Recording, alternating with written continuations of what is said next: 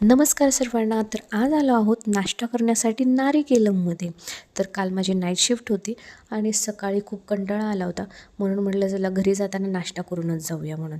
तर आम्ही मागवलं होतं कॉम्बो नाश्ता.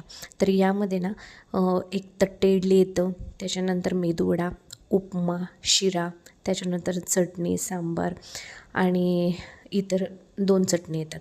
तर हे ना खूप जास्त टेस्टी असतं. तर शिरा ना इतका मस्त होता ना, पायनॅपल फ्लेवरमध्ये होता. आणि हे उपमा जे आहे ना, इतकं रिच आणि इतकं छान ना, तुपामधलं असतं बरं का, खूपच टेस्टी.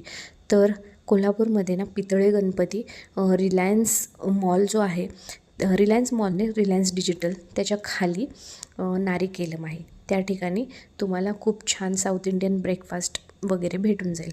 आणि हे दिवसभर चालू असतं बरं का. तर अशा प्रकारे आम्ही ह्या मस्तपैकी कॉम्बो नाश्ता केला.